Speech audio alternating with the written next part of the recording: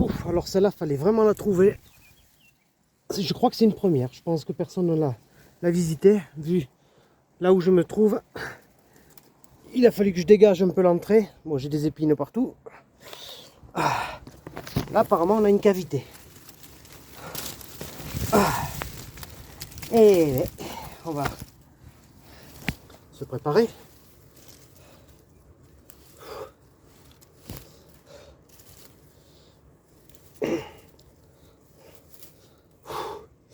Ah, ça fait mal les épines. On va baisser les manches. Ça a l'air intéressant tout ça. Allez. Oh, par contre, je sais pas si ça tombe à pic ou pas. Ça. Apparemment, non. Enfin, pas au début. Oh putain. Oh le bordel. Aïe aïe aïe. Oh. Ah, c'est vraiment plus de mon âge. Voilà.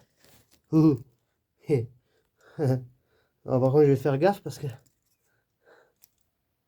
j'ai dit que ça tombait pas à pic, mais. On est où là? D'accord. Allez, on va allumer la lampe. Qu'est-ce que c'est cet endroit? Oh.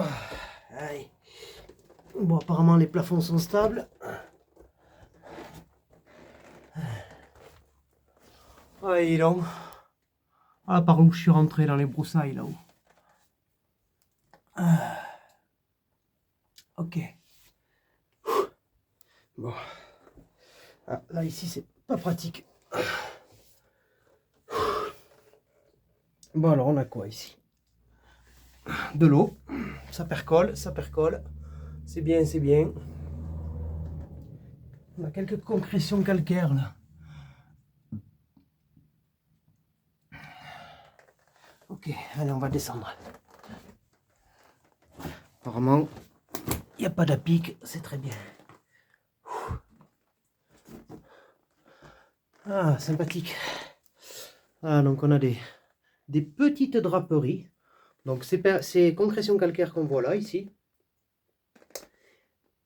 qui est créée par la dissolution de l'eau, enfin de la roche par l'eau. Ce sont des draperies, des petites draperies. Voilà.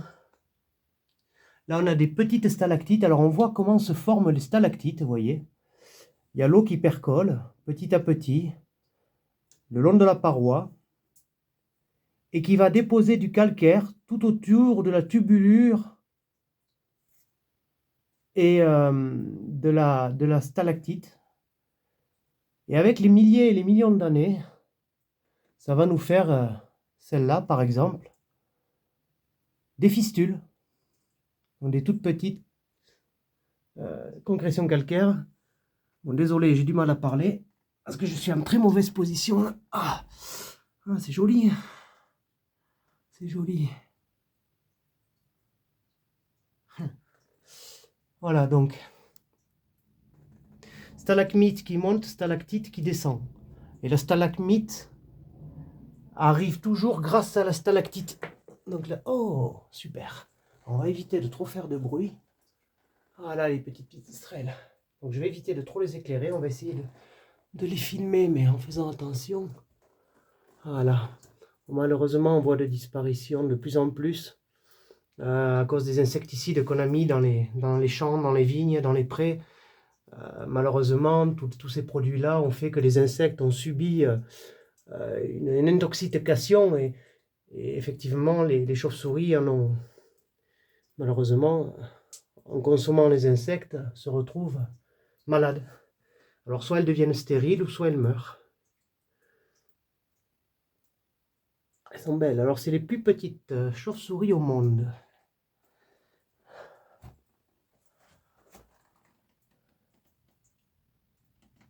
Donc, je vais juste pour vous montrer. Ne vous inquiétez pas, je ne veux pas vous faire de mal. Juste, je vais vous montrer mon doigt et la chauve-souris. C'est pour vous dire comme elles sont toutes petites. Alors là, il y en a une autre, donc on va éviter de l'embêter. C'est bien d'en voir, c'est bien, c'est bien. Tiens, d'ailleurs, si vous avez des caves et des greniers abandonnés, laissez toujours une fenêtre ou un volet ouvert pour laisser rentrer les chauves-souris. Elles adorent ça. Là, j'ai un ami d'ailleurs qui, derrière son volet, chez lui, a des chauves-souris. Donc elles peuvent se mettre un peu partout, mais il faut leur donner l'opportunité de s'y installer. Déjà en les laissant tranquilles quand elles y sont. Alors nous en spéléo c'est un peu compliqué parce que forcément. Alors par contre il y a de l'orage qui arrive, donc on va pas non plus s'attarder dans ces cavités là. Il faut pas non plus qu'on se retrouve dans l'eau, mais bon apparemment c'est pas une galerie qui a l'air d'être inondée quand il pleut. Par contre c'est bien plein de boue. Pouah, que c'est désagréable ça. Ah. Donc là nous sommes face au pic de Bugarache. Donc toujours pareil, hein, au niveau des failles du Lina à Fourtou. C'est des failles qui traversent le col du Lina, c'est jusqu'à Fourtou, géographiquement le long de la montagne. Et elles sont vraiment magnifiques. Bon alors là-bas, j'irai pas. En tout cas pas aujourd'hui. Parce que je suis tout seul et j'ai pas le matériel et j'ai pas de casque. Regardez ça. Bon alors, à savoir que la plupart des cavités ont été habitées par l'homme. Fut un temps. Bon, alors, vous imaginez bien que c'était pas non plus vivable. L'humidité, le froid, la poussière, ils y vivaient pas à l'année. Mais c'était des endroits où ils venaient, soit pour dormir, soit pour se protéger des animaux sauvages, ou tout simplement pour pouvoir certaines époques enterrer leurs morts, des sépultures, dans les grottes.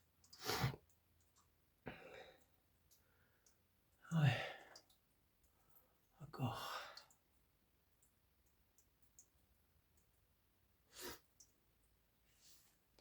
C'est très agréable comme sensation, cet endroit, des endroits feutrés comme ça, où il y a plusieurs mètres de roche au-dessus de votre tête.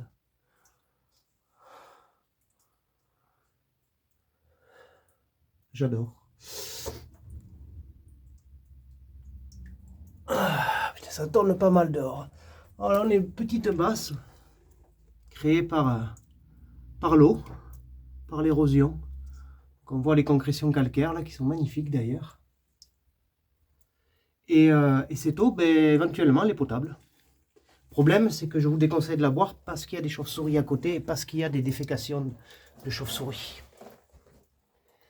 Mais elle serait potentiellement bonne à boire. Bon, après, elle doit être dure, c'est-à-dire, quand on dit dure, c'est-à-dire qu'elle est très calcaire. Mais bon. Alors, je vais vous montrer quelque chose. C'est très rare d'en trouver, je ne pense pas qu'on va en trouver là maintenant. Mais on a ce qu'on appelle la perle des cavernes.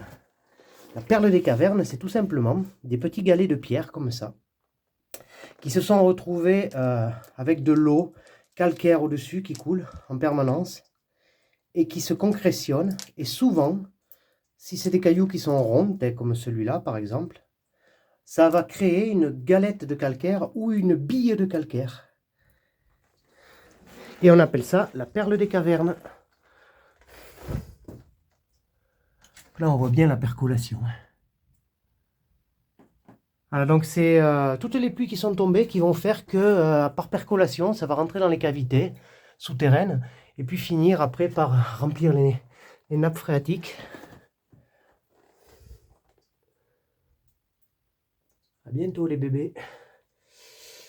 Ah, ils sont magnifiques ces chauves-souris, je suis content d'en avoir vu aujourd'hui. Ah, voilà. Allez. On va ressortir de là parce que comme je vous ai dit, j'ai pas le matériel, je n'irai pas plus loin. C'est juste, je suis content parce que je la connaissais pas. Je pense pas qu'il y ait du monde qui soit rentré là-dedans encore. Déjà parce que j'ai mis 20 minutes à nettoyer l'extérieur sans vraiment voir ce qu'il y avait derrière. Mais j'ai senti un souffleur, donc du coup j'ai continué. Alors effectivement, je suis arrivé là-dedans. En nettoyant toute la broussaille que vous voyez là au-dessus. Et on va remonter, parce que l'orage arrive de plus en plus. Voilà. Voilà le nettoyage que j'ai dû faire pour arriver ici. Bon. Allez. À bientôt.